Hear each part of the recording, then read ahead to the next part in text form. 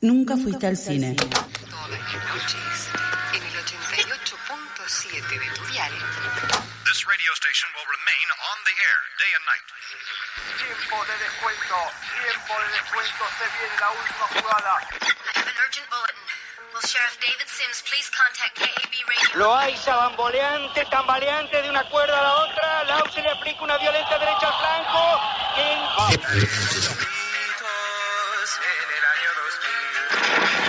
¿Cuál es su deseo para esta Navidad? Mi deseo es cambiar de radiodifusora. En las siguientes 2 horas vas a vivir una experiencia cinematográfica en la radio. Apaguen sus celulares y disfruten la función. Comienza. Nunca fuiste al cine.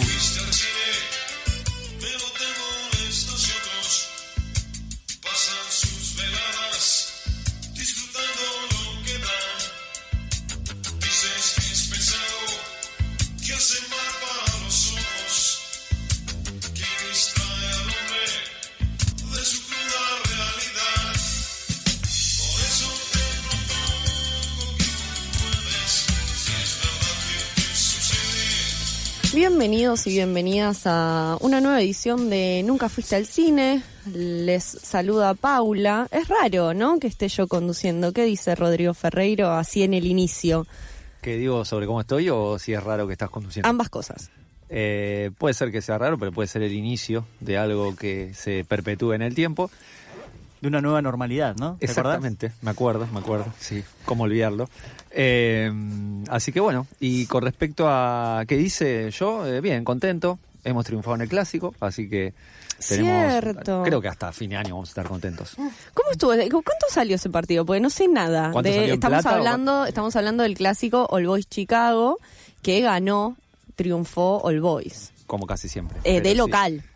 más que casi siempre, pero sí. 1-0 salió. Muy bien. Un partido... ¿Costó? Ganó, goleó y gustó, como dice Ale Tevez. Perdón, pero ¿cómo no fue la pregunta? Porque no pasó casi nada de eso que Sí, dijo. costó.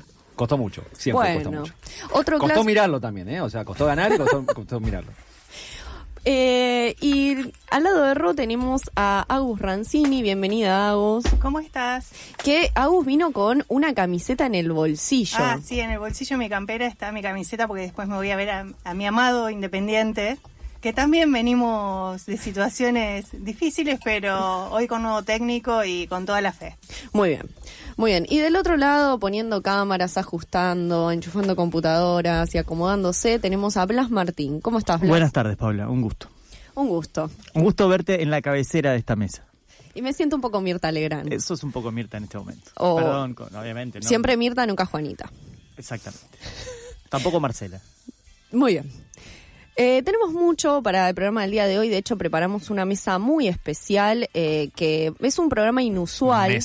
Mesaza, porque bueno, claramente ahora suena la música de Mirta, la tendríamos que haber tenido preparada. Porque va a ser un programa bastante especial. De hecho, la mesa amerita a dedicarle más tiempo. Van a venir 3 directores y directoras. Tamara Lechner, que esperemos que llegue, viene desde Rosario y... dependemos mucho también de los tiempos de los micros En un vuelo charter y de ruta. En un vuelo charter directamente, tuvimos que contratar un avión, usted sabe que... Y la producción de Nunca fuiste al cine es así. Exactamente. Hoy tenemos doble comando del otro lado, triple comando, además cuádruple comando, porque arranca Sole Vázquez en los controles, la va a relevar Juanico en cualquier momento, y está Mica Jara y Rosaura Barleta lista para llevar este vuelo charter hasta las 4 de la tarde. Fuerte densidad de población allí en estudio. Nunca fuiste al cine es así, siempre somos muchos, pero muy organizados y muy ordenados. Exactamente, somos muchos o somos 2. No hay un intermedio. No hay punto medio. No hay punto medio. Bueno, como decía, en la super mesa que preparamos va a estar Tamara Lechner, va a estar Valentina D'Emilio, quien es productora de la película, la ópera prima de Sol Iglesias, SK, Los Nadadores, que también van a estar presentes ambas en esta mesa. Y por último, Juan Morgenfeld, con su ópera prima, Sí, Cambio. Eso va a ser ya llegando casi al final del programa porque tenemos muchas cosas por delante aún. Hemos ido a festivales, que hemos también entrevistado aquí a sus programadores y programadoras. Hemos ido al cine, separamos y seguimos.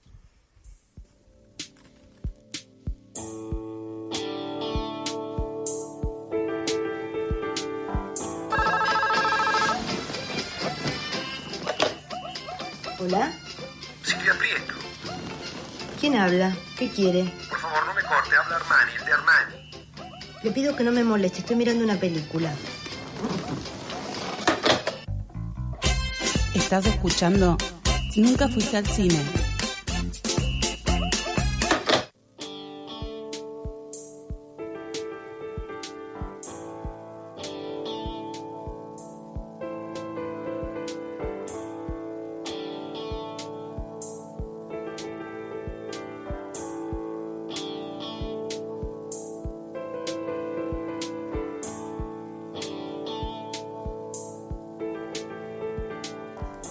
Nos pueden seguir en nuestras redes, @nuncafuistecine, en Instagram, es donde estamos más activos y activas realmente. Se van a venir cositas, estuvimos hablando de nuestras remeras, de nuestras, quizás, totes, puede ser, quién sabe. Y también, ¿ya podemos decirlo de la página? ¿Qué les parece? ¿De qué estás hablando, Paula? Ah, bueno, listo.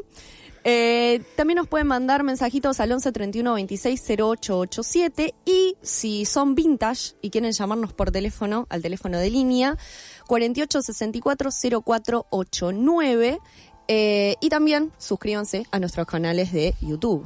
Puedes decirlo, me dicen por cucaracha, ¿eh? Puedes revelar La producción nos está diciendo que podemos decir que en breve se viene la página web de Nunca Fuiste al Cine y les vamos a pedir que saquen de sus bolsillos, quizás. Que pongan la tarasca, loco. Vamos. Loco, hace 4 años que nos están escuchando gratuitamente. Gratuitamente, nosotros de todo corazón estamos haciendo este programa. Van a tener varias maneras de suscribirse, así que encarecidamente les pedimos que este programa no se hace solo y que encima ahora quizás se viene al merchandising. Bueno, hecha la venta y hecho el mangueo también. ¿Cómo has crecido, muchacho? ¿Quién te ha visto y quién te ve? Pasamos a la Che, ronda. pará, ¿cuál es la página? ¿Cómo se llega a esa página? Ya lo van a ver. Ah, bueno. Ya lo vas a entender. Para eso nos tienen que seguir en nuestras redes, en nuestro Instagram, @nuncafuistecine. Bueno, Ro, estuviste yendo a festivales. Sí, me sentí un poco engañado, pero salí contento. Muy bien. Sí. Profundiza. No suele pasar eso. Cuando te engañan no salís contento, pero en mi caso sí.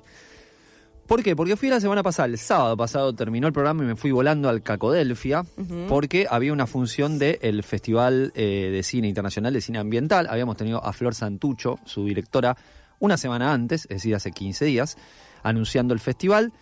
Y pensaba ir a ver una película paraguaya, ¿sí? Que hacía un recorrido por, digamos, la venta de tierras en Paraguay, la extranjerización de la tierra, pero vinculándola con la dictadura de Stroessner. Bueno, llegamos con Fer, con mi pareja, a las 5 de la tarde. Se demoraba el ingreso, se empezó a demorar, entramos, Flor Santucho estaba presentando. Fer en un momento me dice, está hablando mucho esta chica, ¿no? O sea, está bueno lo que dice, pero hace 20 minutos que si le va algo está pasando. Bueno, ¿qué pasó? Pasó que la película esa que fuimos a ver no andaban los subtítulos en español. Entonces, Flor se hizo cargo de la situación y dijo, miren, le pedimos 1000 disculpas, no da pasarla con subtítulos en inglés. Les ofrecemos a cambio pasar un largo y un cortometraje que pasamos ayer. Y esta película la vamos a pasar el martes al lunes a las 2 de la tarde. Yo no podía ir porque estaba ganándole a Chicago. El que quiere es gratuito. Ahí estuviste flojo, porque vos volviendo de Nueva York como volviste hace muy poco, deberías haberte parado y haber dicho, no se preocupen, yo voy traduciendo la función. Podía terminar linchado, o como hay una película que creo que dice que esta y dice esto y no recuerdo cuál es. Como las cosas de Supermatch, que traducían cualquier cosa. Sí. Creo que La vida es bella es la que dice que tal cual, esa La vida es bella. Bueno, pero entonces vamos a las películas. Fueron 2 películas que se dieron el día anterior. Las 2 argentinas, pero una bien dentro del territorio nacional. Esto es cuestionable, igual ahora la voy a explicar por qué. La segunda sucede en Palestina. La primera se llama Pailaco, Cosmovisión en Resistencia. Es un largometraje de Tatiana Conde y Ezequiel Menevichian, documental, que sucede en gran mayoría en el Parque Nacional Los Alerces, al sur del país. En el año 2023-24 empezaron, la comunidad Pailoco, que estaba allí y que podía probar su preexistencia, incluso pudieron anotarse en el registro de pueblos preexistentes abierto durante el gobierno de Alberto Fernández, empieza a tener amenazas de desalojo. Bueno, finalmente el desalojo se cumple de una forma violenta, pero los Pailoco deciden abandonar el lugar antes porque tenían niños y niñas y no querían que pasaran por la situación de desalojo violenta. Pero la película lo que hace es un poco estar en la comunidad, mostrar cómo vive esa comunidad y vincularlo todo el tiempo con esta acusación de Patricia Bullrich en adelante o de Patricia Bullrich hacia abajo, sobre que los mapuches son los que causan los incendios en el sur del país. Y en contraste, mostrar, bueno, cuál es la relación del pueblo mapuche con la tierra, mostrando cómo hablan ellos sobre la tierra, pero también lo que hacen en la tierra, ¿no? Cómo construyen su casa, qué es lo que comen, y al mismo tiempo alternando con videos de Bullrich diciendo barbaridades, video del presidente de la nación actual diciendo barbaridades.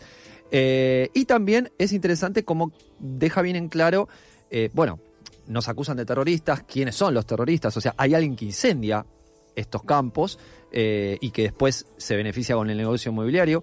No, a ver, es interesante también observar esta película en el contexto de la ley que estuvo a punto de aprobarse con la ley de fuego, ¿no? Que finalmente ese artículo fue sacado por la presión de la gente que estaba afuera, sobre todo, no de Massa. Massa puede haber hecho algo, pero no olvidemos la gente que estaba afuera aguantando. Y también interesante cómo bajo las propias reglas que propone el Estado argentino, que es, bueno, anotate en el registro que yo después voy a reconocer tu preexistencia, no son respetadas, ¿sí? O sea, incluso que algo de eso plantea Nuestra Tierra, la película de Martel, ¿no? Que ni siquiera se respetan los pactos firmados cuando se constituye el Estado-Nación argentino y posteriormente. Y también es interesante como muestra, bueno, a ver, ¿qué parte de estas tierras que son expropiadas a las comunidades originarias realmente vuelven al pueblo argentino? En ese pueblo argentino no se incluyen a los mapuches, cuando se dice, al pueblo argentino cuando se recuperan entre comillas, ¿no? Porque después vemos que esas tierras se venden a, por ejemplo, personas que no son argentinas y que tienen mucho dinero y que ponen la papota y se quedan con ríos o lagos dentro de ese territorio que compran. Así que es una película muy interesante, Pailaco, Cosmovisión y Resistencia, de Tatiana Conde y Ezequiel Menevichian. Y después me quedé ahí y empezó la otra película, que también es muy interesante, que es una película de Luciano Militello, que se llama La Granja de la Libertad. La Granja de la Libertad es un cortometraje que dura alrededor de media hora, que muestra una granja en Cisjordania, ¿sí? Si alguno o alguna está escuchando y no sabe lo que es Palestina, Palestina está dividida hoy en dos territorios que no tienen conexión entre sí. Uno es Gaza, o lo que queda de Gaza, y lo otro es Cisjordania, o lo que queda de Cisjordania también. Porque el avance del Estado de Israel con su política de colonos sobre Cisjordania ha hecho que gran parte de lo que antiguamente era Cisjordania que esté en manos de Israel en este momento. El protagonista de este documental, que se llama Muhab, es un chico palestino que renunció a su trabajo que tenía en Israel, porque tenía que cruzar la frontera de Cisjordania con Israel, con todo lo que eso significa para ir a trabajar. En un momento decide dejar ese trabajo y ponerse a cultivar la tierra. El cultivar la tierra en Palestina tiene un significado muy fuerte, porque pensemos que todo acto de colonización tiene mucho que ver con la tierra, y esa es la vinculación también por eso se dieron las dos películas en la misma función, digo, la de Pailaco y La Granja de la Libertad. Él empieza a cultivar y tiene una granja impresionante donde cultiva muchísimas cosas, porque además en un momento dice: yo quiero que los palestinos que están cerca mío coman alimentos cultivados en Palestina, porque estamos comiendo todo el tiempo cosas en Cisjordania que vienen de Israel. O sea, ni siquiera tenemos la soberanía alimentaria como para poder producir nuestros propios alimentos. Por supuesto, ese gesto de soberanía y ese gesto de resistencia, que es ni más ni menos que tener tu propia comida para comer, es perseguido por el Estado de Israel. Tienen toda una estructura que está pensada por si vienen a tirarle con las topadoras las topadoras del Estado argentino, las topadoras del Estado de Israel, ¿no? Las topadoras de los estados capitalistas, básicamente. Y le tiran todo, entonces pueden desarmarlo rápidamente.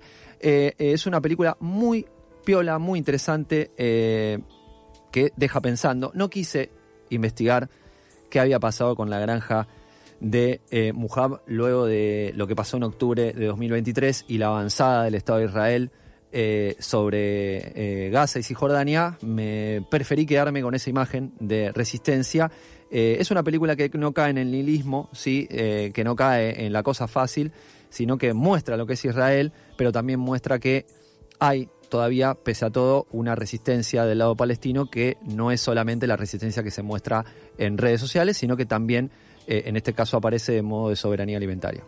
Muy bien, Ro, sobre el Festival Finca, Pailaco, Cosmovisión, Resistencia y La Granja de la Libertad. Y del otro lado de la mesa, Blas nos va a contar un poco de lo que estuvo viendo en el DOC Buenos Aires. Exactamente, porque, bueno, la semana pasada conversamos con Roger Cosa, el director artístico, programador de este festival, crítico de cine.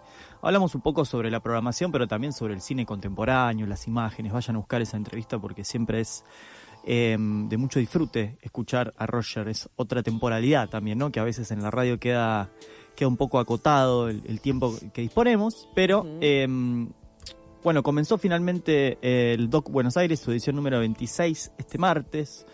Pude ir a la función de apertura, donde en general, como en casi todas, también en la película de clausura y en otras funciones, tenemos un cortometraje acompañando un largometraje. El cortometraje fue La Revolución contra la Muerte de Joshua Oppenheimer. Quizás lo conozcan o lo recuerden por The Art of Killing, El Arte de Matar, película fuerte, pero que uno difícilmente olvida. Bueno, es una coproducción danesa, estadounidense y sueca. Es una película de este año. Este es el cortometraje que hace foco en un sujeto social posmoderno de este tardo capitalismo del que también de alguna manera venía hablando Rodri, que son octogenarios que están buscando formas de conquistar la inmortalidad. Ya no desde quizás una perspectiva del disfrute, ¿no? De pensar cómo era una persona de 80 años hace 25, 30 años o 40 y cómo puede ser, en función de la alimentación, los avances de la salud y los cambios en la sociedad, una persona de 80 años hoy o en 10 años, sino porque son personas con mucho dinero que acceden a distintos, por un lado, medicamentos, por otro lado, complejos vitamínicos, por otro lado, una necesidad de de tener un cuerpo joven, y acceden a algunas conferencias de coaching para alcanzar y conquistar la inmortalidad. Digo, hago esta diferenciación primera porque primero que se nota mucho el corte de clase que tiene esta población retratada por el documental en muy pocos momentos, ¿sí? Son en general planos largos, muy bien construidos, muy, muy interesantes de ver, como por ejemplo una pareja de personas adultas mayores que están frente a un aparador con 45 frascos distintos de vitamina, conversando sobre si se habían tomado la A, la B o la C y cuál les faltaba tomar, en una escena que termina siendo algo cómica, así como un otro hombre también de esa edad haciendo mucho esfuerzo en una máquina, levantando peso, pegando gritos estrambólicos, y luego dirigiéndose como un ejemplo también en una especie de charla TED que da a otros. Después hay momentos un poco más border, como un hombre con Parkinson que está consultando a estos tipos que no son especialistas médicos ni en tratamiento de enfermedades, sino coach, que te vienen a decir vos podés ser inmortal, tenés que hacer esto, incluso como podríamos pensar la neurociencia, con algunos usos del lenguaje científico para llevar a los molinos de venderte seguramente algún paquete. La película, el largometraje que acompañó a la película de Oppenheimer fue Un calendario incompleto, una película de Sanaz Sorabi, ella es iraní. Y lo que muestra esta película es interesante porque presenta a la OPEP, la comentamos el otro día en Buen Día Fin del Mundo, programa que conduce Rosaura Barleta en las mañanas de La Tribu. cómo la OPEP, la Organización de Países Exportadores de Petróleo, nació como un bloque de poder contrahegemónico, ¿sí? Como una propuesta de poder en el marco de la Guerra Fría que se oponía a las grandes potencias que marcaban el pulso y el mercado de petróleo. Obviamente eso muestra cómo rápidamente, así como mostró algunos hilos de solidaridad entre los pueblos de esos países, de África, Asia y América Latina, rápidamente termina descomponiéndose antes de ser de lo que es hoy, de otras maneras, ¿sí? Las guerras internas en Medio Oriente entre Irak e Irán, la imposición de nuevas reglas mundiales por parte de Estados Unidos, pero quedó como recuerdo un disco, un compilado de canciones que lanzaron por los 20 años de la creación de la OPEP, con una orquesta de una universidad de Venezuela haciendo distintas canciones folclóricas de los distintos países de la OPEP, como un gesto también de tratar de unir eso tan diferente por parte de la música y de lenguajes distintos. Me parece como que ahí rescata algo que pudo haber sido, más allá de que el final es una derrota y es la realidad que tenemos hoy. De alguna manera, bueno, esto pudo hacerse en algún momento y de alguna u otra manera también puede volver a hacerse. Eso era un calendario incompleto que acompañó a la Revolución contra la Muerte en la doble función de apertura del DOC Buenos Aires. Muy bien, Blasito entonces sobre el DOC Buenos Aires, Ro sobre el Festival Finca. Separamos y seguimos con más estrenos. Un hombre puede creer o no creer, eso es cosa suya, porque es su propia vida lo que apuesta, por la fe, la incredulidad, el amor, la inteligencia. Y no hay sobre la tierra otra verdad más grande para el espíritu humano que esta gloriosa y humilde condición. El hombre arriesga su propia vida cada vez que elige, y eso lo hace libre. Nunca fuiste al cine.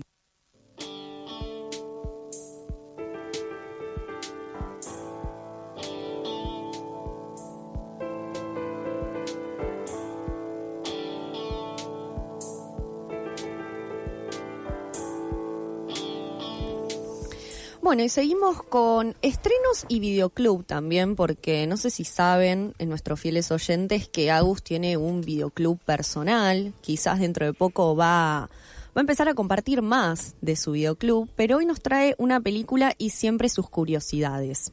Sí, viste que a mí me encanta buscar datos de películas. Voy a hablar de una del 96, que hace poco cumplió 30 años, que es una película dirigida por Roland Emmerich, que es un director que dirigió varias películas de desastres y que ponen en riesgo la humanidad, como Godzilla, 2012, El día después de mañana. Pero yo ahora voy a hablar de Día de la Independencia. Apa, ¿sabés qué? No la vi nunca. Voy a ser sincera, no vi Día de la Independencia. ¿No tenías tele en tu casa? Sí, creo que no la daban tenía hasta en cable. Telefe. Claro, en Telefe bueno. la dieron seguro. Se la daban entonces. Yo veía mucho Cine Canal. Cine Canal se estrena los lunes a las 10 de la noche, sin Sí, cortes. Ahí lo daban siempre. Prometo que para el sábado que viene veo Día de la Independencia. Te va a gustar. Y además con los datos que te voy a dar ahora creo que la vas a poder disfrutar más. Sí.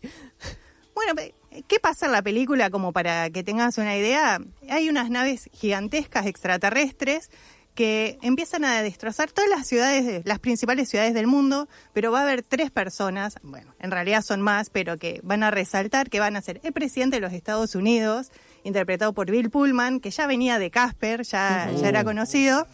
Después el piloto Steven Hiller, interpretado por Will Smith, que si bien ya había hecho Bad Boys, acá en esta película es como que se consagra, acá empieza realmente a tener esos protagónicos importantes. Y el experto de computación, que era David Levinson, que va a ser Jeff Goldblum, ya venía de Jurassic Park. A mí siempre me gustan sus papeles porque es muy inteligente. Te iba a decir eso, tenés una debilidad por él. Sí, me puede. Bueno, ellos van a liderar un contraataque a estos extraterrestres que va a ser justo el día 4 de julio. No es casualidad. ¿Qué producción de qué país será, no, esta película? Adivina.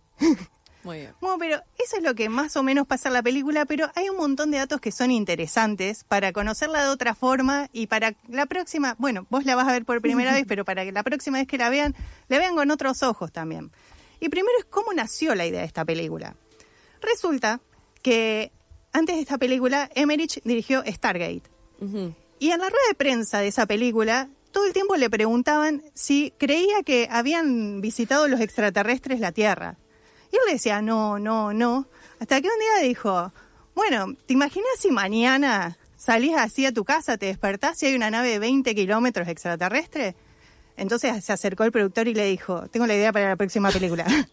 Así surgió la idea de Día de la Independencia, que es una película que tardaron muy poco tiempo en prepararla. De hecho, tardó para hacerla meses el guión, porque se estaba por hacer otra película de extraterrestres en esa época, y quizás le suena el director porque es Tim Burton. La película era Mars Attacks. Sí.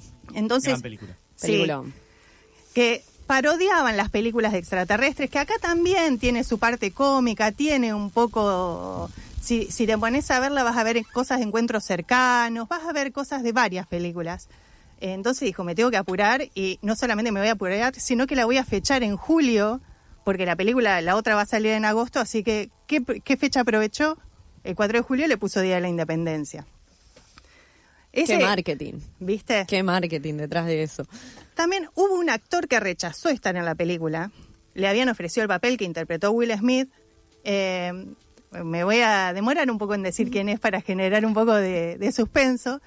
Resulta que iba leyendo el guión en el auto con un amigo y empezó a leer partes del guión. Dijo que esto es ridículo. Lo tiró por la ventana en la autopista. Después, cuando fue a ver la película y vio lo que la gente le aplaudía, dijo, no pude perderme esto. Ese actor es Ethan Hawke. Bueno, no le fue tan mal igual. Bueno, pero viste que pasó muchas veces que rechazaron papeles. Will Smith rechazó hacer de Neo. Claro. ¿De quién? Bueno, menos mal. Menos mal porque solo hay uno. Lo queremos a Keanu Reeves. A Keanu Reeves. Obvio. Sí. Bueno, esta película ganó un Oscar por efectos especiales y si lo ven, todo lo que es la Casa Blanca, cuando los extraterrestres la atacan y todo, es todo maqueta. Si bien ya estaba CGI y se utilizó para agregar las naves y todo, en realidad lo hizo todo con maqueta para que sea más... Y realmente, cuando ves los documentales, es impresionante lo que hicieron. Después, los extraterrestres no son digitales, también eran mecánicos. De hecho, cuando ves la película vas a ver que tiene como algo que lo cubre y después está el extraterrestre adentro. Claro. En realidad eran dos diseños diferentes que habían hecho los diseñadores y Emmerich dijo, me gustan los dos, ¿cómo podemos hacer para que estén los dos? Bueno, puso uno dentro del otro. Después hay una escena que es la que un piloto ataca la nave principal y ahí es cuando todo funciona y de alguna forma ganan.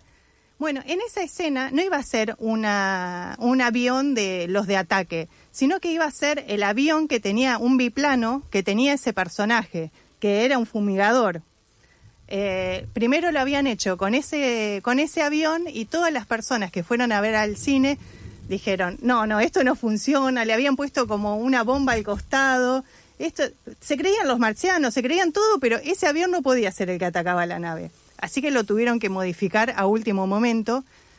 Después, es una de las primeras películas en promocionarse en el Supertazón, que se convirtió en una de las costumbres más grandes. Las películas principales son las que se promocionan en el Super Bowl. Sí. Y como último dato, tiene una secuela que salió en el 2016, pero es floja. Pulgares para abajo, Rodrigo Ferreira. La volví a ver porque dije, la voy a rever y creo que la quiero un poco más que antes, pero cuando la fui a ver al cine me dolió en el alma que sea esa la secuela. Vuelven muchos de los actores y de las actrices originales, pero floja. Muy bien, entonces Agus con su película del videoclub personal, Día de la Independencia. Ro, vos fuiste a ver un estreno que sigue estando en el Cacodelfia, quiero creer. ¿De qué peli estamos hablando? Sí, después de ver las películas de Finca que fueron en el Cacodelfia, en realidad me fui a comer una tortilla por ahí. Muy bien. Con un bermucito y volví a ver Adolescencia, Sexo y Muerte en el Campamento Miasma. Es una película muy extraña. Es dirigida por Jane Joesbrun. Es la cuarta película de Joesbrun. Y yo leí algunas críticas. Es una película que divide aguas, ¿sí? O sea, por un lado vi críticas que la aman que les parece espectacular, como muy profunda, muy compleja, es compleja. Y por otro lado hay gente que la detesta. Tenemos un problema con los extremos, ¿no? Como sí. Y yo me noté acá. Nunca a la mitad, ¿no? Somos intensos, hay mucha intensidad. Y yo voy a ir por la tercera posición. Ah, mirá vos. Sí, sos un tibio. No. Yo iba a decir el peronista. Claro. Yo cuando puse eso pensé en eso, ¿ves? Porque me parece que no es ni una cosa ni la otra. Creo que es una película que sí, es verdad, yo creo que falla en algunas cosas.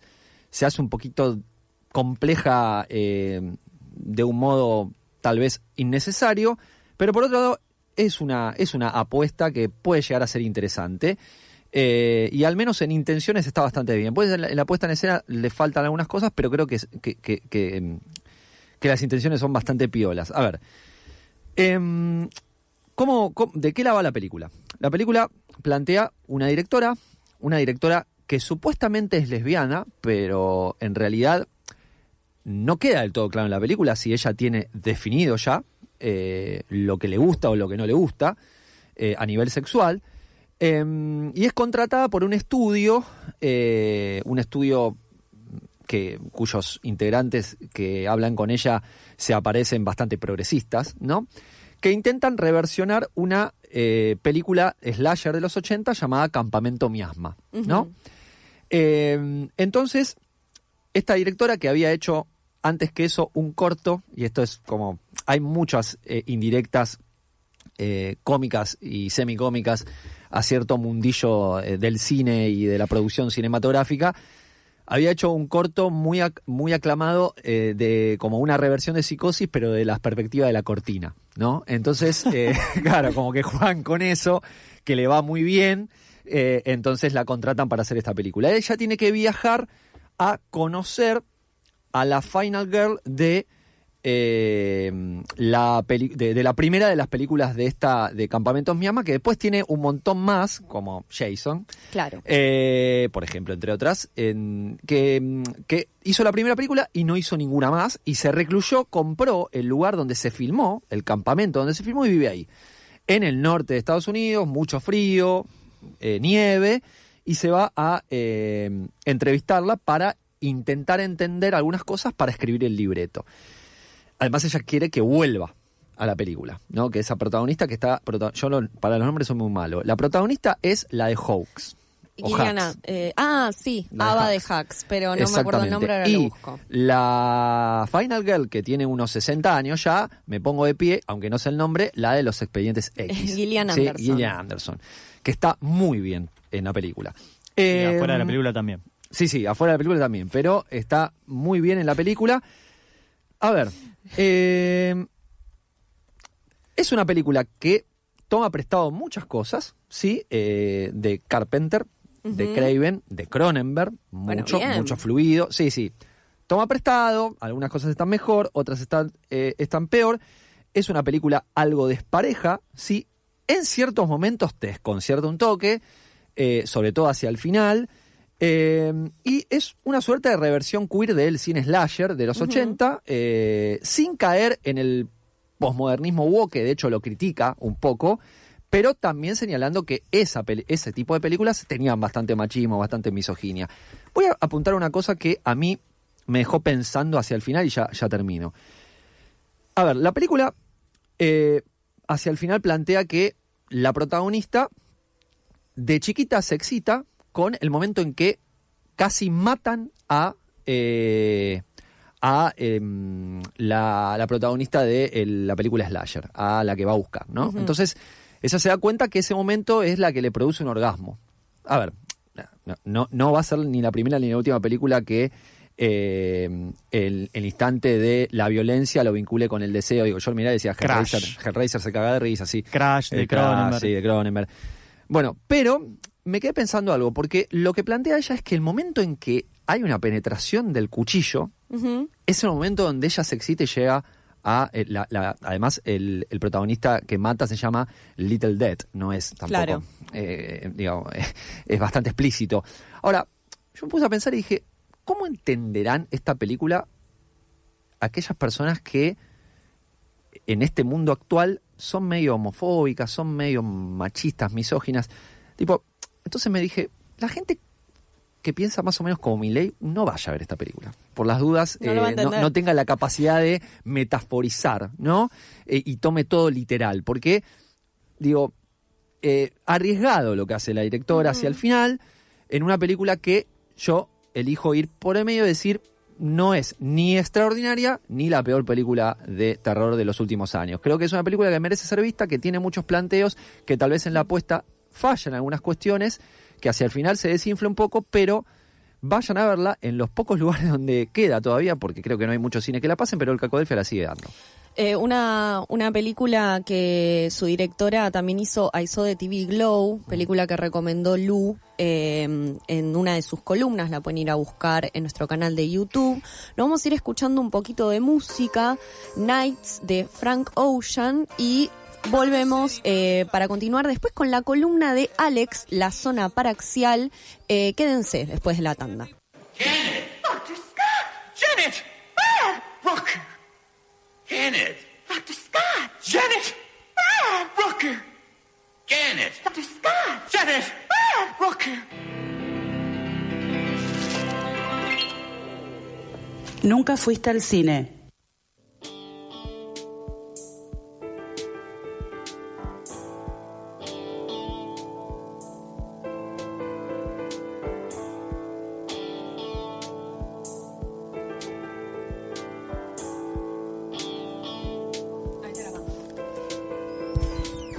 Bien, lo que va a mandar al mail, Paula.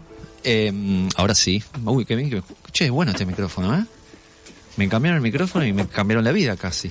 Porque tenemos mucha gente. En cualquier momento viene mucha gente al estudio, entonces estamos con nuevas tecnologías. Excelente. Lo que Paula dijo que iba a mandar al mail es ni más ni menos que una nueva columna de Alex, que está aquí con nosotros para La Zona Paraxial. Y yo estaba esperando mucho esta columna, Alex. Viniste por otras cosas, pero yo estaba esperando la columna. Y cuando empecé a leer de lo que se iba a tratar, más me entusiasmé. ¿Cómo andás? ¿Cómo están? Blas, Rodri, ¿todo bien? Yo también estoy... Es una de mis últimas obsesiones. Mi columna funciona así, a veces me agarra algo. Y esta columna le puse un título, se llama Espadas, Dragones y Unicornios, el cine fantástico ochentoso. Así que ahí ya se van a dar una idea completa de lo que se va a tratar.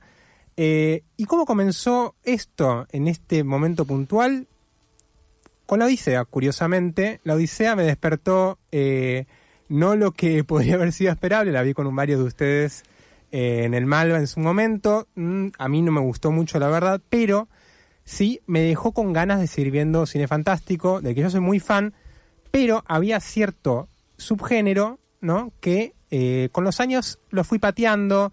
Sí, vi varias, vi Labyrinth, vi la película animada Heavy Metal de esa época, pero hubo muchas pendientes que quedaron ahí en el cajón y ahora abrí el cajón y salieron. Pero antes, en realidad, esta historia no empieza en los 80. Esta historia empieza en 1977. ¿Qué pasa en el 77 para que empiece la historia? Para ponerlo como hito ahí. Bueno, se estrenó ni más ni menos que Star Wars. La volví a ver hace poquito. Ah, ¿la primera? Sí, en realidad hice como un 3, 4, 5 sí, en la nueva numeración, claro. Sí, sí, las originales son de lo mejorcito, ¿no?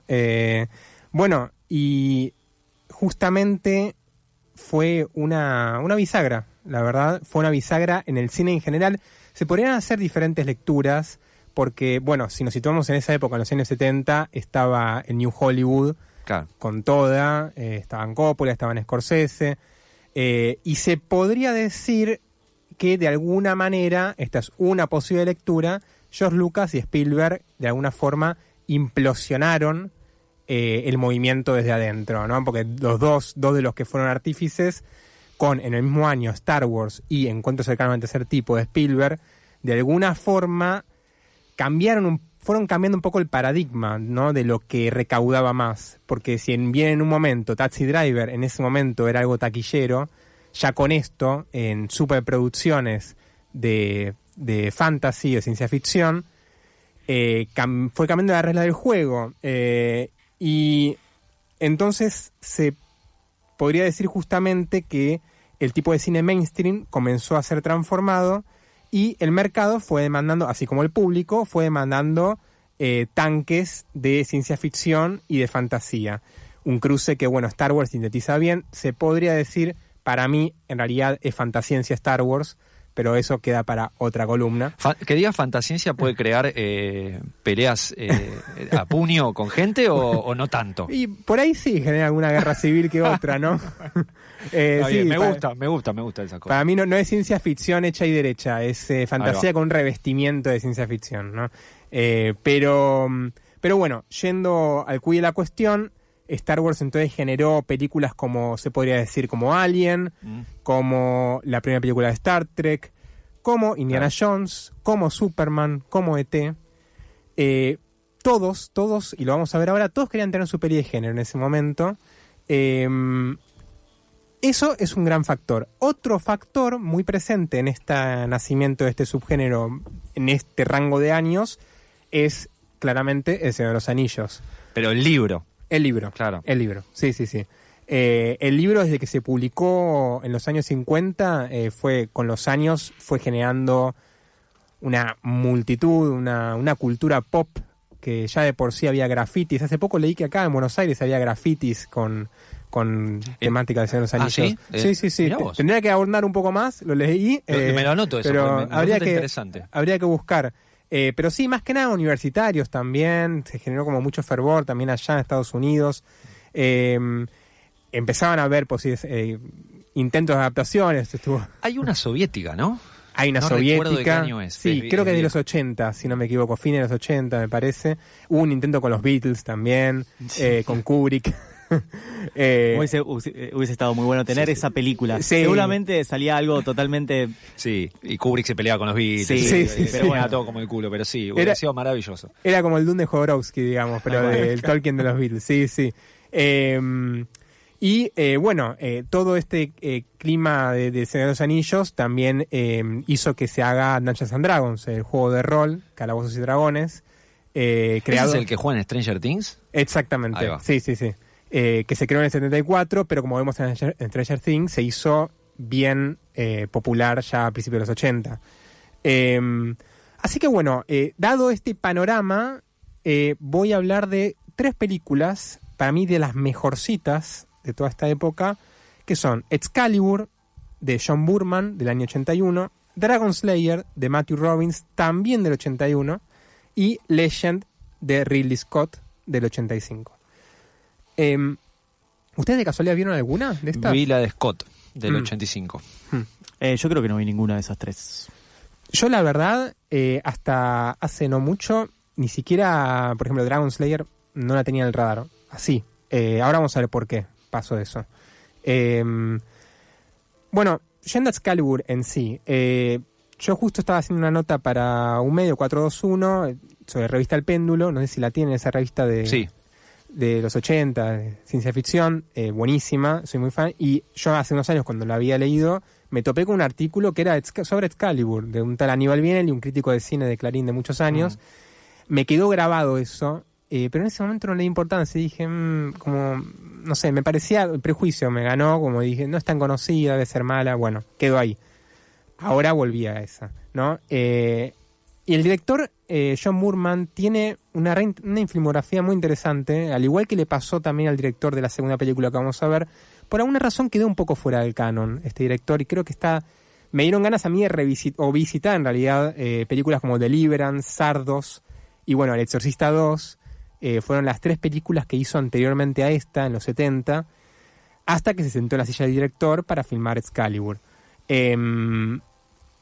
Bueno, dando un poco de síntesis, seguramente ya se darán idea de qué trata, pero está basada en la muerte de Arturo, de Thomas Malory, uno de los libros que, digamos, que sentaron más la versión más popular del rey Arturo, escrito en el siglo XV.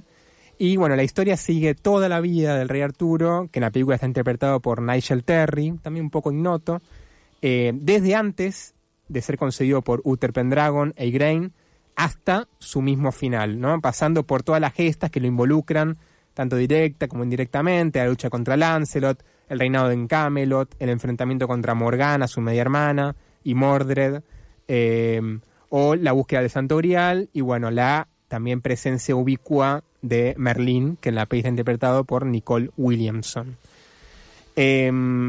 Y bueno, de chico Burman ya había leído todo lo relacionado con el tema, estaba claramente obsesionado de pequeño, incluido la muerte de Arturo, y ya en los 70, cuando trabajaba, bueno, es inglés el señor, cuando trabajaba para la BBC, había empezado a escribir un guión que dejó inconcluso, y en 1969 le había ofrecido a United Artists un guión sobre Merlín.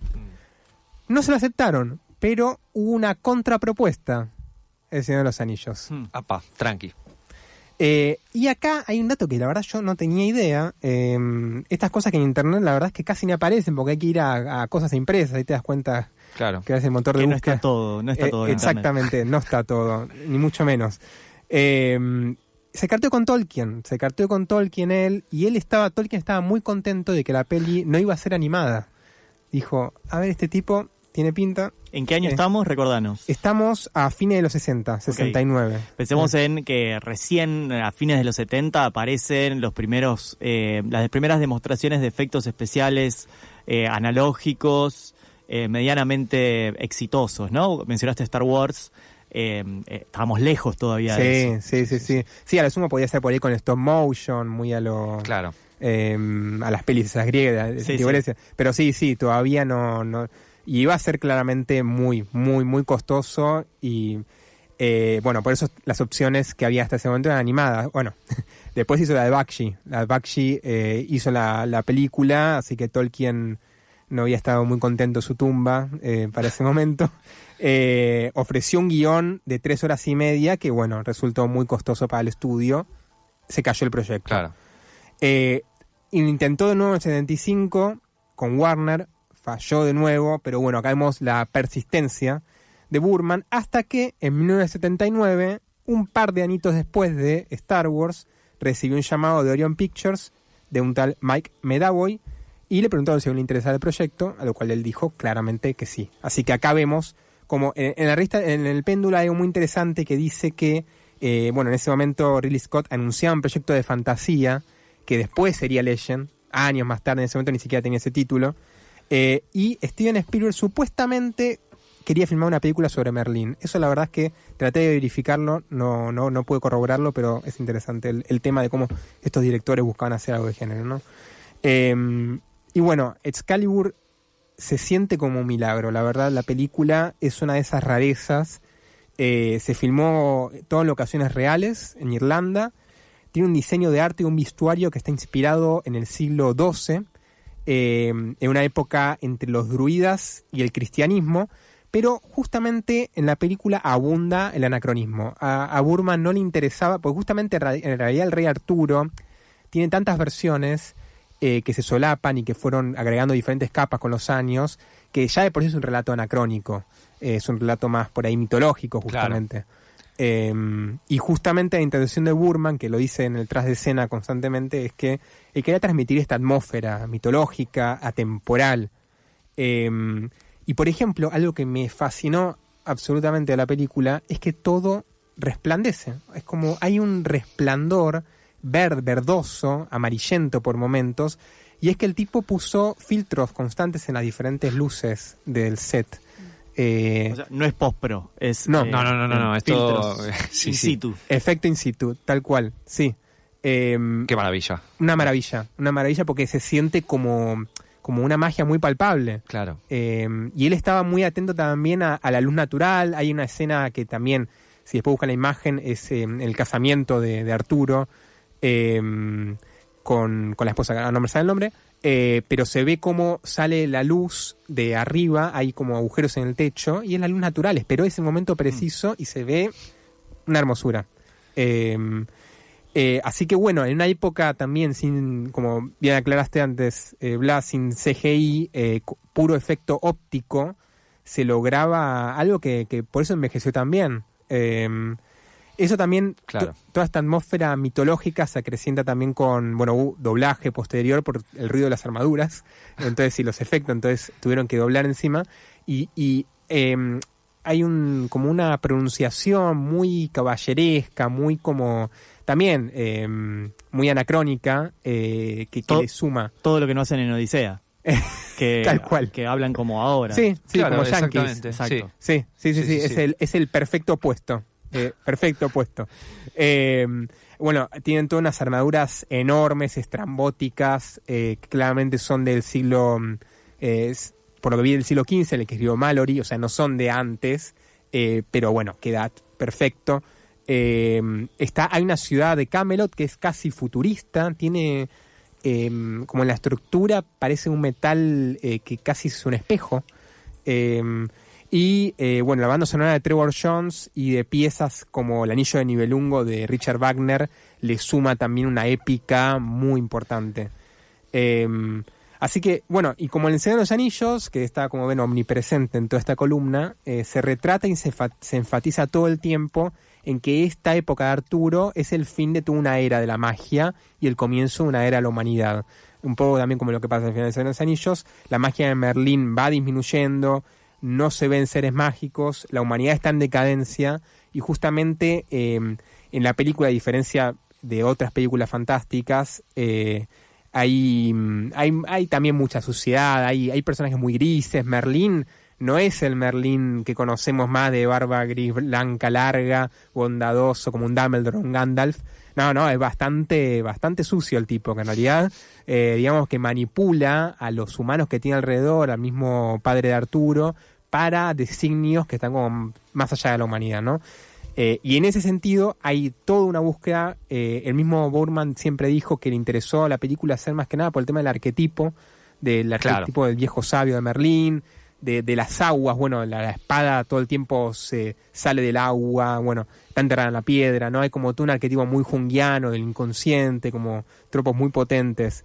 Y para terminar con esta película, es también notorio el esfuerzo por sintetizar toda una vida, ¿no? Toda una vida del rey Arturo, que claramente se trasluce ahí la estructura episódica del libro, con las diferentes gestas, que al principio me chocó un poquito, como esas cosas, no me sale la palabra exacta ahora, pero cuando hay espacios bastante grandes de tiempo. Las elipsis. Elipsis, gracias. Hay elipsis de bastantes años, pero se siente fresco igual. Es como, se hace notar que la película es muy ambiciosa. Y bueno, el paso de los años se nota en el guión, los maquillajes, en el vestuario. Hay una cosa también muy interesante con los cambios de punto de vista, porque de repente en algún segmento, cuando ya está Camelot, aparece Percival, que aparece como un chico pobre, campesino, que busca a uno de los caballeros para ir a Camelot, y Camelot se ve ante sus ojos, no ante los ojos del rey Arturo por primera vez. Entonces ves ahí toda la maravilla y toda la ingeniería, toda la tecnología de punta que tiene en ese momento, que es la maravilla pura. Entonces hay como cierta estructura coral, ¿no? de los personajes. La verdad que, bueno, la recomiendo muchísimo, como se nota. Excalibur de John Boorman. Ahí va, bien. Tenés dos más, a ver. Dos más. ¿Con qué? Ya las anticipaste, pero si alguien se acaba de sumar, Excalibur, como dijo, y ahora viene, ¿cuál más? Dragon Slayer de Matthew Robbins, que se estrenó curiosamente en el mismo año, en el 81. Pocos meses después salió esta joyita que, bueno, a Excalibur, cabe aclarar, le fue bien en el cine. A esta no le fue bien. Pobre Matthew, no tuvo la misma suerte. Sí. Bueno, en general a Matthew Robbins, la verdad es que yo no lo tenía presente y tiene cosas de culto que quiero también visitar en algún momento. Antes de Dragon Slayer había hecho una película llamada Corvette Summer en el 78.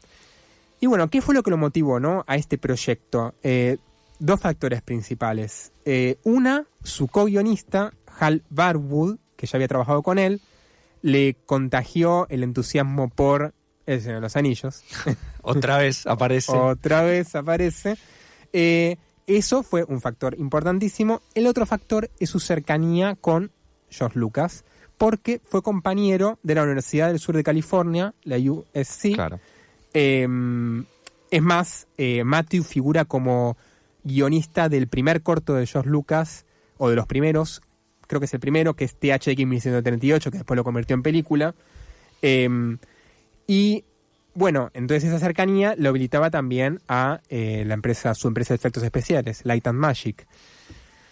La trama de Dragon Slayer va a sonar a algo, porque bueno, sigue a un grupo de pueblerinos que pide la ayuda a un mago, Ulrich, interpretado por Ralph Richardson, y a su discípulo Galen, interpretado por Peter MacNicol, para ir a matar a un dragón que asola un pueblo. A lo del mito de Teseo, la gente tiene un trato con la criatura para que no devaste el poblado. El trato es que tienen que entregarle una virgen que sale por sorteo cada año. Ahí me suena, bueno, lo de Teseo, pero igual lo vas a decir, pero me suena otra vez al amigo Tolkien, ahí, dando vuelta. No al del Señor de los Anillos. Claro. Decilo vos. Sí, al Hobbit. Bueno, sí, grupo mata dragón. Ahí ya tenemos la estructura de Hobbit, básicamente, ¿no? Y bueno, y también estos personajes que van pasando por diferentes vericuetos, desventuras, que, bueno, la verdad es que es muy atrapante. El director dijo emplazar la acción entre 600 y 700 en un mundo medieval con reyes, magos, caballeros, dragones. El diseño de producción, la verdad es que es una exquisitez. Se nota de nuevo cómo en esta época se perfeccionó tanto el efecto práctico, hasta tal punto que se muestra algo sumamente realista. Y justamente el corazón de la película es el dragón. El dragón que yo en un principio pensé, va a aparecer, daba en este momento para ser un dragón. Y al principio se ven fragmentos, hay mucho juego con el fuera de campo que está muy bien. Cabe aclarar que el dragón hubo 3 modelos a 3 escalas diferentes. El dragón aparece, y cuando aparece es una cosa impresionante, que la verdad no puedo creerlo. Hoy con House of the Dragon, que esta temporada se vio muy bien, la temporada anterior más o menos. Acá la verdad es que estaba a la altura, con una técnica que, bueno, por ahí no me voy a extender demasiado, que se llama Go Motion, que a diferencia del Stop Motion, lo que le permitían era ir moviendo el dragón, digamos, cada partecita animatrónica con motores, la iba moviendo toma a toma, entonces generaba un efecto de blureo, claro, de más fluidez. Claro. Entonces realmente se siente ultra fluido. Otra curiosidad es que la música de la película fue la música que no se usó en 2001 Odisea en el espacio. ¿Por qué? Porque Stanley Kubrick decidió al final usar diferentes temas orquestrales como los que conocemos hoy, y pobre Alex North quedó totalmente devastado, pero acá tuvo un poco su revancha porque, bueno, en base a lo que había quedado la maqueta, hizo una música. Y bueno, la película se siente muy Tolkien, lo digo en el mejor sentido de la palabra, es claramente un precedente de Peter Jackson.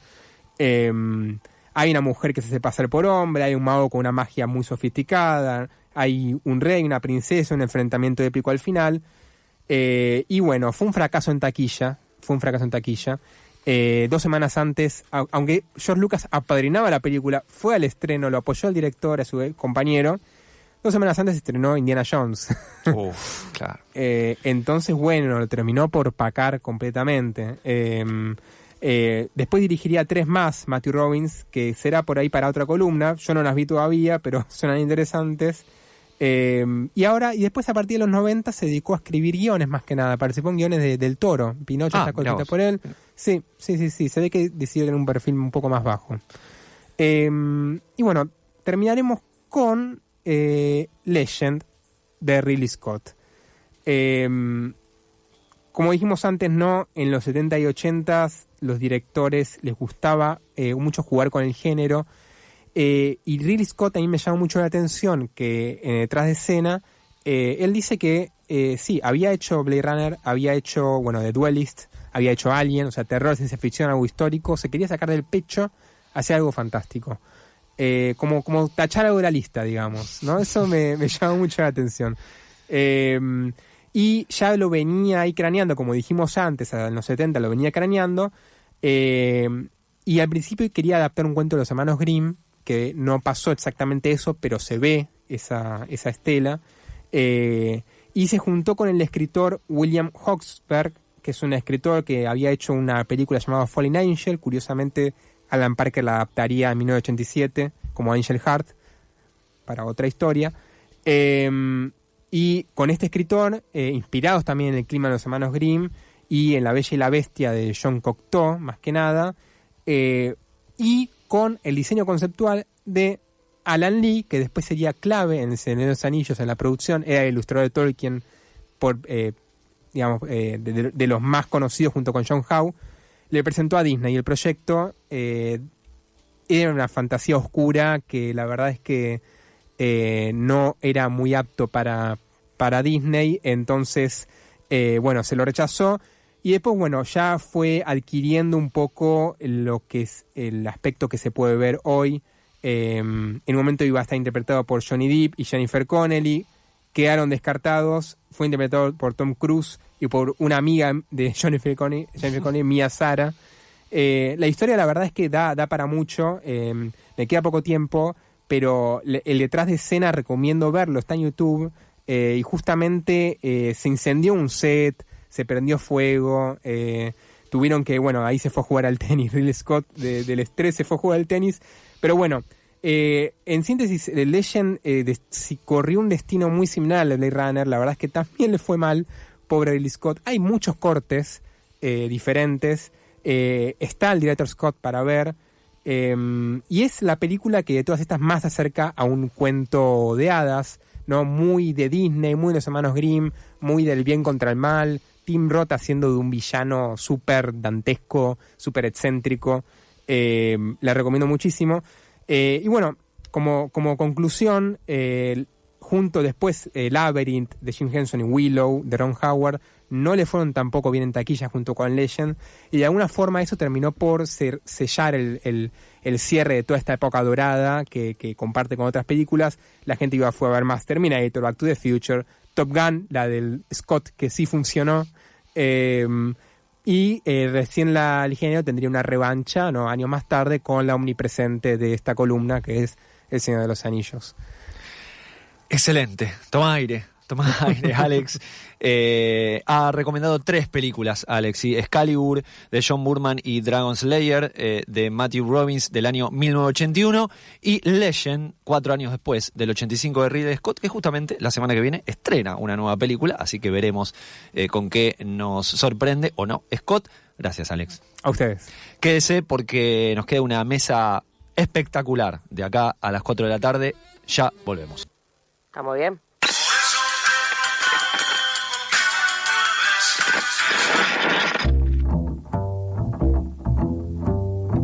Menos de 60 minutos es un mediometraje.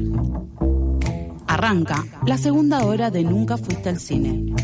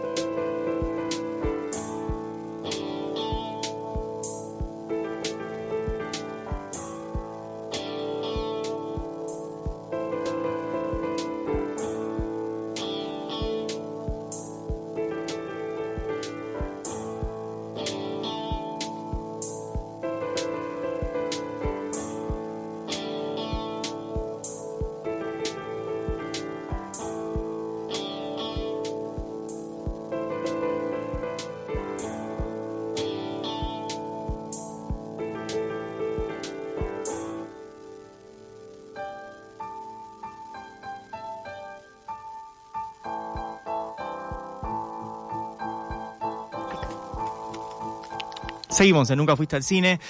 18 minutos pasaron de las 3 de la tarde. Estás escuchando FM La Tribu. Desde las 2 de la tarde está que es el programa de cine de FM La Tribu. Y vamos a estar hasta las 4 de la tarde con con este especial que hemos armado con una pregunta ahí medio disparadora para sembrar la polémica, para que paren las orejas en sus casas o donde estén escuchando este programa, o si lo escuchan en otro momento que no es este sábado 22 de agosto, que es: hay un nuevo cine argentino, un nuevísimo cine argentino. Para intentar arrimar algunas respuestas o tal vez nuevas preguntas, llamamos a algunos directores y directoras de películas que se han estrenado y que se están por estrenar comercialmente en el último tiempo y ahora mismo, que han pasado por el Bafisi hace un par de meses. Estamos con Juan Morgenfeld. ¿Cómo estás, Juan? Gracias, todo bien, mucho gusto. Bienvenido, director de Si Cambio. Y estamos con Sol Iglesias SK y Valentina de Emilio, directora y productora de Los Nadadores. Bienvenidas. ¿Qué tal? Gracias. Gracias. Actrices también. Y actrices también. Juan también es actor, más no. En su película tiene ahí un cameíto, aparece en un ascensor, pero en este caso no actúa, pero también es actor. Bueno, podemos empezar quizás con Los Nadadores, que es una película que pudimos ver en el Bafisi en abril de este año, fue, ¿verdad? El Bafisi. Y que se va a estrenar hoy, acá en la ciudad de Buenos Aires, y que además termina con fiesta, pero eso lo vamos a decir más adelante. Bueno, en principio vamos a hablar un poquito de la película, pero también vamos a hablar de las repercusiones, ¿no? Porque luego del estreno de Los Nadadores y otras películas también del Bafisi, se empezó a hablar sobre esto, ¿no? Hay un nuevo cine argentino. Ustedes también retomaron ese guante y empezaron a decir, ustedes dos, pero también forman parte de un colectivo de cine, lo cual ya habla de una forma de producción. ¿Qué pueden responder a esa pregunta? No, en primer lugar, yo estoy en contra del nombre, muy en contra del nombre, no lo tomo, no estoy a favor, no me parece original para nada, creo que hay que dejar de decirle nuevo post, nuevo. Nuevísimo. Nuevísimo cine argentino y definirlo con otras palabras, yo le digo cine sensacional. Y que bueno, y que de la mano de eso también nos toca a nosotros de la misma manera de definir su forma, ¿no? Y por eso estamos acá, creo que eso es mega interesante. Sí, total, yo creo que por primera vez en este Bafisi pasó que de repente toda una generación de gente de nuestra edad empezó a estrenar sus películas, muchísimos cortos también, y eso nos hizo pasar de años anteriores que íbamos al Bafisi a ver películas de directores ya consagrados o de eso, como películas más con directores conocidos. Esta vez pasó por primera vez que nos encontramos con nuestros colegas estrenando. Entonces eso creo que hace pensar, bueno, ¿qué tiene esta generación para decir? ¿Cómo es este nuevo cine que estamos haciendo? Porque somos jóvenes, entonces inevitablemente vamos a pensar, bueno, ¿qué es lo nuevo? Y ahí creo que es una temática muy del presente y que se está construyendo, por eso con Sol, bueno, ya está en contra del nombre. Me parece que está bueno como aprovechar que es algo que está pasando ahora, pensarlo y poder definirlo y ver qué películas son parte, qué películas no, de dónde viene. Como creo que es un momento muy interesante para poder agarrar las riendas y decir, bueno, que pensémoslo entre todos. Así que está buenísimo este espacio. En esto de agarrar las riendas, también Juan realizó su ópera prima, pero tenías varias películas en tu haber también. Yo particularmente te vi en varias películas de Matías Ulansky, igual que a Tamara, que en cualquier momento se suma a la mesa, a Tamara Lechner, que también dirigió su ópera prima. Bueno, hay algo ahí, quizás que retomando esto que decía Valentina recién, de un momento en el que parece que quieren pasar o tomaron la decisión de pasar, vieron que era el momento o se dieron las condiciones para dejar de o mientras hacen de actores o actrices en las películas, dirigir y quizás tener una propia voz y una propia forma de hacerlo. ¿Por qué en este momento, por qué decidiste hacer esto? ¿Ya tenías pensado hacerlo desde antes? No, en mi caso, o sea, yo soy guionista, no, ni siquiera me considero director, así que fue medio como un accidente. Pero sí, fue un poco con Mati Zulansky, que con Tamara también laburamos en varios proyectos. Yo más que nada escribiendo. Y sí, fue medio que se fue decantando también. Ves a gente cercana o amigos hacer películas y decís, bueno, voy a hacer una película. Fue un poco así. y aprender un poco a filmar sin presupuesto, o sea, eso, a ver qué se puede, sobre todo por ahí en los últimos años con la situación del Inca, que me parece que esto que ustedes, como mencionan, como un movimiento, o lo que decían las chicas, también creo que responde a una forma de producción, nada, eso, hacer películas con amigos, bueno, en nuestro caso por ahí más urgentes en el sentido de que son en muy pocas jornadas, pero bastante posibles. O sea, yo tenía muchos guiones escritos, quería filmar y me estaba costando encontrar financiamiento, entonces fue decir, bueno, pienso la película más posible, la más cercana, para filmar en 2 meses, y se hizo así. Pero creo que también responde un poco al contexto, y como en su momento en los 2000, por ahí esto que vos decías, nuevo cine argentino, creo que también surgió un poco en una situación bastante complicada, y creo que va un poco por ahí, como en relación al contexto y en la forma de producción, que bueno, en nuestro caso, hablo por mí, es cine sin presupuesto. Entonces es como, bueno, es lo que más nos gusta hacer, es filmar, y no queremos que sea un impedimento no tener plata, básicamente, porque generalmente no se habla tanto de plata cuando se habla de cine, y se necesita, es algo fundamental. Entonces, bueno, nuestro cine pasa un poco por ahí, por usar pocos recursos económicos y ver la mejor manera de filmar y poder hacer películas. Y esta forma de producción que tiene dos patas, ¿no? Por un lado, la materialidad, que es tener poco dinero. Hacer cine es caro, uno entiende eso. Yo no hago cine, no soy cineasta, pero entiendo eso, y de las entrevistas que hemos tenido acá podemos llegar a esa conclusión. Por un lado eso, y por otro lado también filmar entre amigos, ¿no? Sea de un colectivo con un nombre, como Los Nadadores, sea entre amigos que quizás se encuentran en varias películas hace mucho tiempo. Esta forma de producción de hacer cine con poco dinero y en poco tiempo, ¿piensan que solamente responde a un contexto de la época y de crisis, o que se puede proponer como un modelo sostenible? Yo creo que hay algo de que todas estas películas que yo decía antes, como bueno, somos una generación que está estrenando películas en Bafisi, lo que comparten todas estas películas es que son, como decía Juan, películas sin presupuesto, películas filmadas entre amigos. Creo que eso fue como una nueva posibilidad que apareció para mí a partir de bueno, la película de Felipe Wayne, Tiempo de Pagar, que en mi caso es como una película en la que también trabajé, y fue como ver que es posible hacer cine entre amigos, hacer cine sin presupuesto. Y también creo que son todas películas que ni siquiera intentaron aplicar a los fondos del Inca, o a ningún otro fondo, como que dijimos, la única manera de filmar es nosotros haciéndolo, tirándonos al vacío, a la pileta, y decir vamos a filmar. Y creo que eso también es importante, porque ni siquiera hubo un intento a buscar grandes fondos para poder hacerlas, sino las ganas de filmarlas.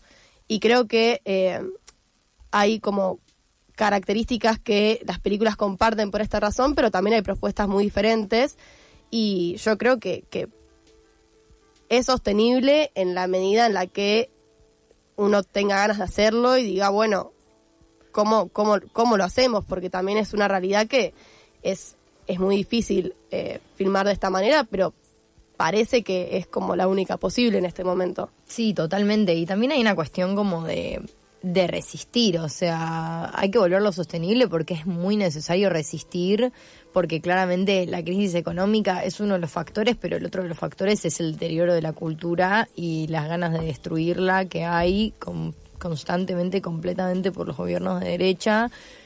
Como lo que estamos enfrentando ahora, no es como, bueno, uy, qué lástima, sino que la verdad es que se siente bastante como un hundimiento buscado. Y bueno, y esta cuestión de que la cultura deja de estar en el centro, o si alguna vez lo estuvo en el panorama, y empieza a ser más como una cuestión de, bueno, y lo que le queda a la cultura, el restito que le queda a la cultura. Entonces sí es muy importante empezar o sea, este es el primer paso y es lo que tenemos que hacer, porque resistir es la única forma de poder existir cuando uno es apretado, y uno es muy importante como artista, como figura en la sociedad, porque le hablas a la sociedad en la que vivís y hablas en el contexto en el que vivís. Entonces hay como una necesidad muy grande de representar a la gente y de traer preguntas y de traer respuestas y de traer inquietudes y de traer incomodidades y cosas que la gente capaz que no quiere pero que sí necesita. Y bueno, y nada, y claramente la única forma de volverlo sostenible es tratar de hacer lo mejor que pueda uno con lo que tiene, de una forma guerrillera, independiente, bajo presupuesto. Y bueno, nada, qué sé yo, buscar alternativas, buscar mercados, empezar a tratar de, no sé, encontrar cosas nuevas en medio del hundimiento. Juan, ¿querías agregar algo? No, estoy bastante de acuerdo en general. Pero sí, creo que es un poco lo que decían las chicas y también eso, que creo que compartimos, bueno, según tengo entendido también, como que con grupo de amigos, y creo que así es un poco más fácil en ese sentido. No sé, es más fácil abordar proyectos con gente que está en la misma, amigos, gente que le guste filmar. Me parece que sí se puede hacer sostenible esa escala de producción, esa forma. Al menos yo en mi caso, si lo comparo con Sí Cambio, que vos la mencionás, yo creo que se puede replicar en otras películas, por más que sean inclusive de géneros distintos, o sea, no importa tanto por ahí la trama en sí, ¿no? Pero digo, el hecho de filmar y hacer películas, yo creo que sí se puede hacer sostenible, y ojalá que sea así, al menos ese es mi deseo. Sí, y tampoco creo que o sea, obvio que es el momento en el que estamos, creo que también es pujar por no romantizarlo, y por entender que es lo que tenemos en el mundo en el que vivimos, pero pujar porque sí cambie. Yo creo que, o sea, la cultura genera un montón de laburo, la cultura genera un montón de cosas, de ruedas de productividad que son súper importantes, y entonces también creo que es creer en nuevos ecosistemas y pensarlos y crearlos, esos nuevos ecosistemas de producción. Estás escuchando recién a Sol Iglesias SK, al lado suyo Valentina de Emilio, directora, productora y protagonistas de Los Nadadores, que se estrena hoy por la noche, ¿verdad? Sí, sábado a las 9. Sí, a las 9. Y Juan Morgenfeld, director de Sí Cambio, que ya tuvo estreno y esperemos encontrarla de nuevo en sala. Ahora vamos a ver su recorrido. Hay algo que quizás vamos a dejar planteado ahora y vamos a seguir desarrollando después de la tanda, pero que es, bueno, venimos hablando de las formas de producción, pasemos a hablar de lo que se ve en las películas, quizás de lo que vemos en imágenes, qué imágenes vemos o qué personajes vemos. Aunque parezcan películas muy distintas, Los Nadadores es una especie de distopía, una película que nos ubica en una realidad otra que no es la nuestra, en una crisis que no está tan lejana a esta. Yo me reía cuando la volví a ver hoy porque tenemos 368 días de verano, hace 4 días que hay sol y hay mucho calor y hay una crisis, y venimos nosotros de prácticamente 8 meses de nubes y ahora hace mucho frío. Justo salió el sol, pero bueno, el contraste operaba muy bien. Esa película, en su narración y en su género, se presenta distinta a Sí Cambio, que es una comedia, pero que a la vez nos presenta a personajes un poco deprimidos, o a su protagonista al menos, lidiando con una depresión, tratando de salir y encontrando algunos problemas para hacerlo. Y hay algo ahí que también conecta, me parece, con cuando hablamos de nuevo cine, más allá que ahora rechazamos esa denominación.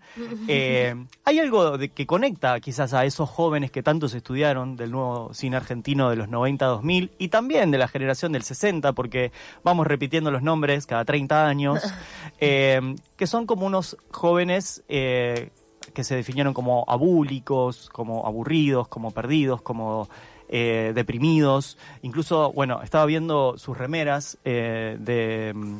de Sol, que dice nada contra la indiferencia, y Valentina dice yo amo nadar, remeras de Los Nadadores. Estos nadadores que combaten el calor zambulléndose en piletas ajenas y abandonadas en este exilio masivo. Pero también hay algo del nadar que es estos pibes que no están haciendo nada, de alguna manera. También están vagando por la ciudad como esos viejos jóvenes del nuevo cine argentino y de repente algo está pasando que los está excediendo. Dejo planteada la pregunta para que la piensen y después de la tanda analizamos o me responden lo que ustedes tengan ganas de decir. Vamos a una tanda porque esto es así, estás escuchando FM La Tribu, estamos hasta las 4 de la tarde con Sol, con Valentina, con Juan, en instantes con Tamara también. Ya volvemos. Close your eyes.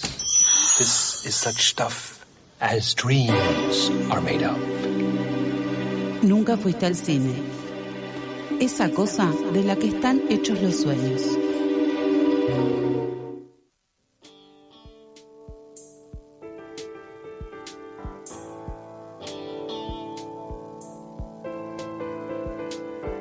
Seguimos en Nunca Fuiste al Cine, 11 31 260 887, el WhatsApp de FM La Tribu. Si quieren mandar un mensajito y opinar sobre todo lo que estamos diciendo acá, pueden llamar también al 48640489 o seguirnos en redes sociales. Estamos como @NuncaFuisteCine.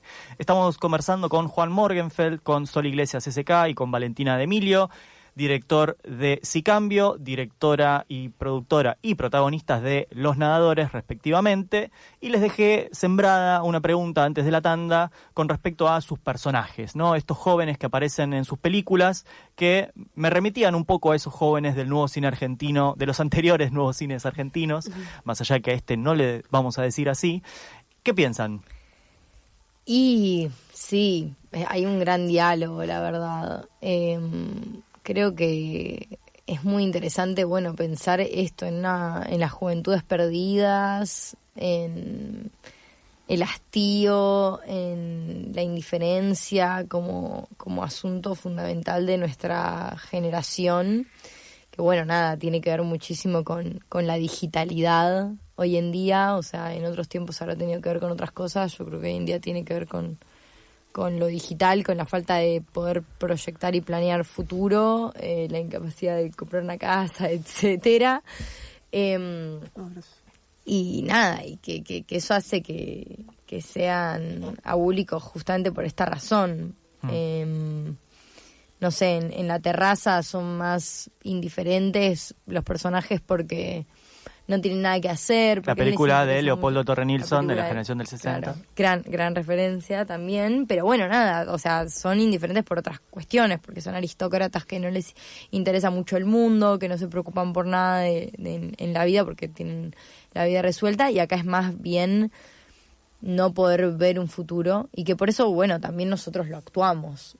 Nosotros somos los protagonistas porque nos hacemos cargo de que cuando hablamos de la generación, nosotros no nos estamos poniendo en un pedestal, sino que estamos reconociéndonos como parte de eso.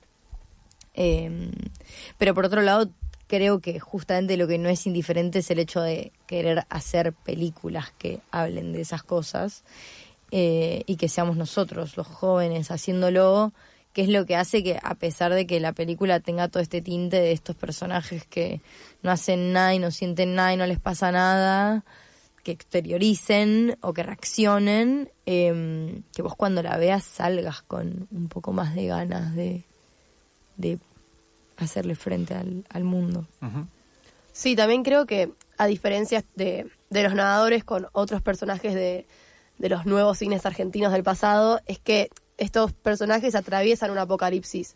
Están atravesando un contexto que es propio del género fantástico, y creo que ahí hay como, bueno, ¿qué se puede destacar de nuevo de Los Nadadores? ¿Qué trae de nuevo? Es justamente que estos jóvenes que están tan abandonados y que son aburridos y bueno, todas esas cosas que se dicen, atraviesan el apocalipsis, y la película lo muestra desde una manera sensorial y apostando por el género fantástico, que eso sí creo que es como lo que diferencia a Los Nadadores de estas otras películas, que bueno, es una película que tuvo mucha búsqueda en la sensación, que este apocalipsis, si bien es un apocalipsis de pocos recursos, porque bueno, no hay una explosión, no hay nada propio de ese género, sí se siente muy densamente el apocalipsis. Sí, no tiene una búsqueda realista, como, claro, como tal vez otros nuevos cines del pasado,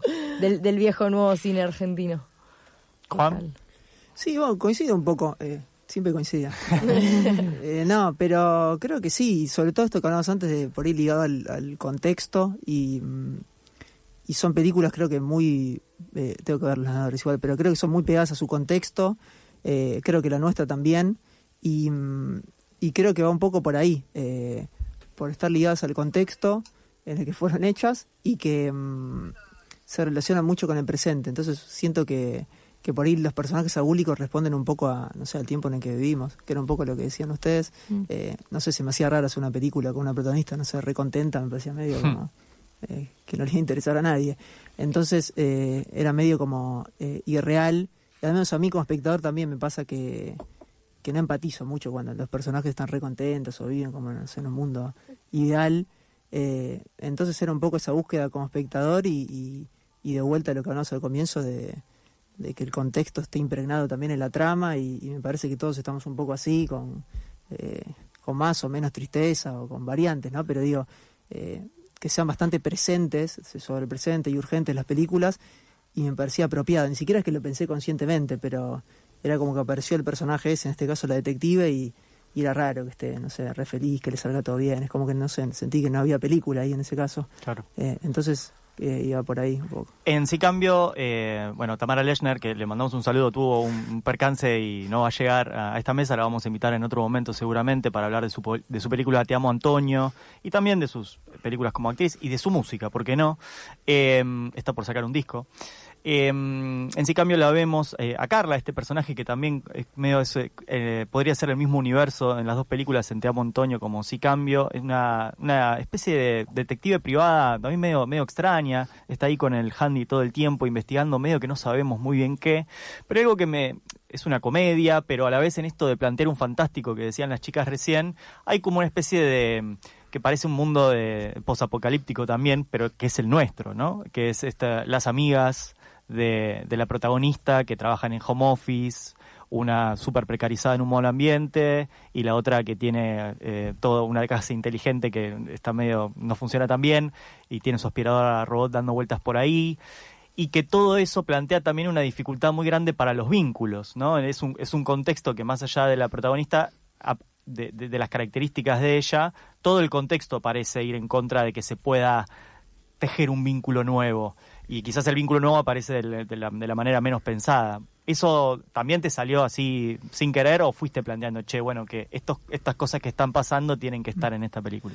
Sí, no, una vez que tuve así como el cuentito más básico, que era el de esta detective, fui ahí como agregando como lo más personal, digamos, a la película, y son más o menos lo que yo opino de la realidad actual, es eso, está representado en el vínculo que tiene ella, y que por ahí es una época de incomunicación donde nadie se escucha, y yo me llevo bastante mal con la tecnología particularmente. Entonces también es un poco eso, y como era una comedia me parecía que estaba bueno jugar con el género para hacer como una crítica social, si se puede llamar así, tampoco es que lo pense así, pero para jugar un poco con eso, alguna sátira sobre algunos temas de la modernidad, y aprovechar que la protagonista es una detective, entonces jugar un poco con eso de lo tradicional y la tradición contra lo moderno, y ver qué pasaba ahí, ¿viste? Cómo chocaban esas dos cuestiones, y bueno, jugar un poco con los géneros, porque la película no es un policial, tampoco es detectivesco, no intenta ir por ahí para nada. Entonces fue como una excusa, y bueno, siento que al menos pude opinar más o menos lo que o decir lo que opino un poco de la actualidad en la peli, que era uno de mis objetivos. Y tiene dos grandes participaciones, uno de Fabián Arenillas y otro de Horacio Marazzi, que están ahí aportando unos pequeños toques que son grandes momentos. Ahí con Fabián Arenillas ya habías trabajado antes también. Con Fabián sí, y con Horacio en un corto también, porque Horacio, o sea, yo lo conocí, o sea, Horacio es electricista, nada que ver. Entonces yo lo conocí porque hizo todas las instalaciones en mi familia. Yo lo conocí ahí, después me acuerdo cuando vi... ¿Qué personaje hace? Hace el jefe es como el jefe de la detective, y está siempre en off, en handy, y aparece al final de la película. Y después lo vi, que había laburado con el Pampero, yo ya cuando estudiaba en la facultad, y dije, estaría bueno hacer algo. Tiene una de las escenas más memorables de La Flor, por ejemplo, cuando vieran las estrellas. Sí, y en Historias Extraordinarias también tiene una historia muy linda. Me parece un actorazo, además un tipazo, y la idea también es seguir laburando ahora en otro proyecto con él. Y con Fabián lo mismo, muy buena onda. Yo a Fabián lo llamé una semana antes de filmar, y le dije si estaba libre porque justo nos quedaba un hueco, y se sumó y medio que se hizo así sobre la marcha, pero también un tipazo, además de un gran actor, ¿no? Pero digo, para sumarse en películas así medio full guerrilla, nada, no todos los actores aceptan o entienden un poco cómo es la movida, y él la verdad que cruzamos 2 mensajes y bien ya nos conocíamos y me dijo, pasame el guión, ¿qué tengo que hacer? Estoy, y bueno, por suerte se sumó. Tipazo. Una pregunta, Sí, claro. Una pregunta. Me quedé pensando en eso que decías de que a nadie le interesa ver un personaje feliz. ¿Por qué crees Sí, que no, a nadie le a mí interesa ver un personaje? particularmente. ¿Por qué no te interesa ver un personaje? No sé, no un personaje feliz en algún momento en una película, sí, pero si yo me ha pasado... Digo, Leo DiCaprio en Titanic está bastante feliz. Sí, DiCaprio sí, es verdad, pero no sé, me pasa, al menos en las pelis, siento que actuales de nuestro tiempo, por ahí, nacionales, como que me cuesta empatizar. No digo que no me guste, pero si estoy viendo personajes mucho tiempo en la trama, felices, medio que, digo... No sé, como que yo empatizo más por ahí con un perdedor o con un... pero ¿qué es, ser feliz? No sé si la palabra... Es una pregunta muy amplia para la radio, pero bueno. ¿Qué es ser feliz? Claro. No, digo como un personaje que o es exitoso, feliz. que le va bien, ponele. No sé si feliz, pero digo un personaje exitoso que siento que si yo veo una película y... o por ahí, bueno, ahora no se me ocurre un ejemplo puntual, pero esas películas que por ahí son más yanquis o más tanques, pero que estás viendo y le sale todo bien de repente un personaje. Y yo ahí ya medio que me quedo afuera, como digo, bueno, está todo bien, pero no es que no me gusta la película, pero digo, yo por ahí empatizo más con esto que estamos hablando. Con Marty Supreme. Le sale todo medio mal a Marty Supreme. Sí, bueno, justo no me copo tanto. Pero sí, es verdad que no sé, pero me pasa eso. Igual no es que si el personaje tenga que estar mal o que le salga algo mal para que funcione, ¿eh? No, total. Obvio, pero no sé, me pasa eso como espectador, no sé, con las películas que sale todo bien, quizás. Pero hay algo que una película, o sea, existe porque existe un conflicto. Totalmente. Al mismo tiempo, o sea, como Totalmente, que no existe una película que no tiene conflicto porque es una película en la que no pasa absolutamente nada. Obvio, no, por eso, no, a eso me refiero. Todas las pelis creo que tienen un conflicto y eso por ahí es algo que a los personajes los meten un quilombo, por así decirlo, que eso yo estoy bastante de acuerdo. Pero por ahí yo lo decía en relación a esto de los personajes más depres o de nuestras pelis, que en ese caso lo relacionaba un poco más a eso como un estado anímico en relación al tiempo presente que vivimos. Como que se me hacía medio inverosímil que si hacemos una película en 2026 con cómo están las cosas, de repente a los personajes, no sé, les esté yendo bien, no sé, en el laburo o en la vida, como más relacionada a ese contexto. Como el último gran éxito argentino, que es Yo Narciso, la película de Adrián Suárez, que él es un cirujano exitoso, que su único problema es que es demasiado exitoso y que se ama mucho a sí mismo. Bueno, yo me refería, no podía poner ejemplos para decirle a ella, pero pues no la vi, pero algo más así me refería un poco más a eso. Pero pienso, o sea, como... Digo, también haciendo completamente una autocrítica y como nosotros también como medio los responsables de llevar a cabo obras en la actualidad, hay algo de que nosotros como artistas tenemos la capacidad de soñar y de imaginar y de imaginar algo bueno, ¿no? Porque si no nos empezamos a... Nada, hay algo como de lo pornomisérico que es bastante terrible. No, seguro. Y que nada, que creo que está interesante que pensemos en por qué hacemos todos personajes tristes y si no podemos hacer personajes más... Sí, re. Yo igual creo, yo coincido con eso. Son felices, luminosos, Japón. No, eso puede, claro, eso puede ser. Bueno, pero hay algo, perdón que te interrumpa, estamos hablando con Juan Morgenfeld, con Sol Iglesias SK y con Valentina de Emilio, quienes están detrás de las películas Sí Cambio y Los Nadadores, detrás y delante también. Es algo interesante porque no solamente qué personajes se plantean en un comienzo, sino hacia dónde van esos personajes y cómo terminan esos personajes. Obviamente cada película es diferente. Ustedes plantean, Sol y Valentina con Los Nadadores, plantean un posapocalipsis o en el medio de un apocalipsis, de una gran crisis, hay un final que quizás no es tan luminoso, aunque brille el sol encima de las protagonistas. Y en Sí Cambio, la protagonista termina un poco en el medio de de un espiral en el que no están las cosas para nada bien y queriendo salir, también esas amigas enfrascadas en su propia crisis no le tiran una soga, pero algo pasa ahí al final que parece cambiar un poco el rumbo de las cosas. Sí. Entonces ahí es como, quizás más allá de cómo se define cada personaje de la película, es también hacia dónde va la luz de esa película, o qué propone esa película hacia adelante. Me sumé al debate, perdón. Sí, yo creo igual que en Los Nadadores en particular, creo que hicimos una película que apuesta a que el espectador piense y saque sus conclusiones y, bueno, no quiero spoilear, ¿no? Pero por más de cómo termine la película, creo que ese momento final no tiene que ser la conclusión que el espectador saque, sino que le pasó con ese final, cómo lo puede pensar y repensar también. Creo que no es tan literal.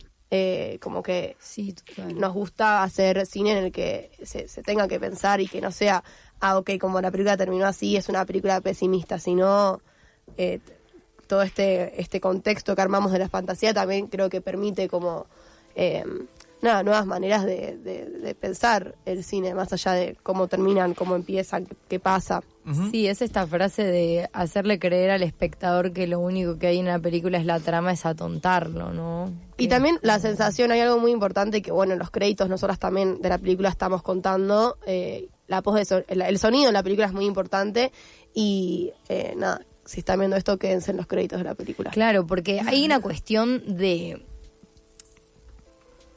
la ambigüedad que es interesante, como más que bajar una línea y decir como, bueno, y esto es así. Yo creo que, bueno, justamente en un tiempo en el que tenemos nuestras sensaciones tan apagadas y estamos tan pegados al pensamiento neurótico, que una sensación es como lo que más te absorbe de forma irracional y que te lleva a lugares nuevos, a lugares que te hacen preguntarte cosas, a lugares que te hacen sentir incómodo y que son súper necesarios. Y en ese sentido la ambigüedad que es propia del arte, propia del humano y que está re en las capacidades de una película, porque una película también puede no ser ambigua, pero creo que son cosas que están buenas para que las absorbamos y les demos vueltas, ¿no?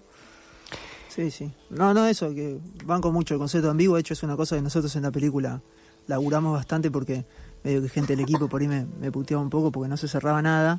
Y yo decía, bueno, tratemos de... Echalos. Claro, despedidos de... Pero Juan, somos amigos. Me quedé hasta hoy. Sin entre amigos. Claro, hasta el rodaje fuimos amigos. No, pero que era un poco esto, dejar abierto... pero no de vagancia, de decir, bueno, no quiero resolver la trama, no quiero resolver este conflicto porque soy un vago y no quiero ir a fondo, sino porque es esto, ¿no? Que el espectador termina la película y que al menos se quede 15 minutos diciendo, bueno, ¿qué vi? Estoy de acuerdo, no estoy de acuerdo, yo haría esto, no haría esto. Me parece que es un poco esa búsqueda de no darle todo masticado al espectador, que me parece que fue, al menos en esta peli, por eso esto que vos decías de lo ambiguo, fue una búsqueda y me parece que está copado para laburar. Se estrena Los Nadadores hoy, sábado 22 de agosto a las 9 de la noche en el Cine Arte Cacodelfia. Las entradas están a la venta en la página del cine o van ahí. Yo que ustedes las saco antes porque probablemente se agoten. Y bueno, cuenten un poco, ya nos estamos quedando sin tiempo, cómo están con el estreno y qué pasa después de la película. ¿Qué pasa después de la película? Fiesta. Bien. Fiesta, pop, disco, reggaetón, toda la noche en el Maquinal. Militamos fuertemente la fiesta, el festejo, celebrar que hicimos una película que no es poca cosa. Va a haber merch, tenemos muchas sorpresas Los tomamos muy en serio esto. Sí. Un mini blockbuster hecho con nuestras propias manos. Pero sí, bueno, nada, completamente. El disfrute es algo súper importante. Y bueno, nada, y celebrar la existencia del arte es súper importante. Más, bueno, hoy en día que hacer una obra siempre es un milagro. Y nada, bueno, llegar a la gente, que es algo súper emocionante. Es el momento en el que la película empieza a existir de verdad. Mañana además la vamos a presentar en Rosario, vamos nosotras. Así que nada, muy emocionante de poder llevarla también a distintas partes del país. Sí, y agregamos, perdón Solé, agregamos una nueva función el domingo 30, domingo que viene, también a las 9. Así que si quieren sacar entradas y no verla en más de un mes, que es cuando hay nuevas entradas, este domingo 30 la pueden ver también. Bien, Los Nadadores. ¿Sí Cambio tiene alguna proyección en lo que viene? Y nosotros estrenamos hace un mes, sí. Así que ahora está en Espacios Inca recorriendo provincias la película. Y sí, la idea es traerla de vuelta a Capital, seguramente. Estamos ahí terminando de cerrar, por eso no quiero mentirte. Ok. Estén atentos, lo comentaremos seguramente acá en el aire. Le mandamos un saludo a Clarisa, oyente del programa. Dice, súper interesante escucharlos. Ella saluda desde la generación del 60, dice. Buenísimo. Así que le gustó mucho esta conversación. Juan, Sol, Valentina, muchas gracias por este rato que estuvieron acá en Nunca Fuiste al Cine. A vos. Gracias. Le mandamos un saludo a Tamara Lechner. Esperemos que haya resuelto bien toda esa cuestión y nos encontraremos prontamente.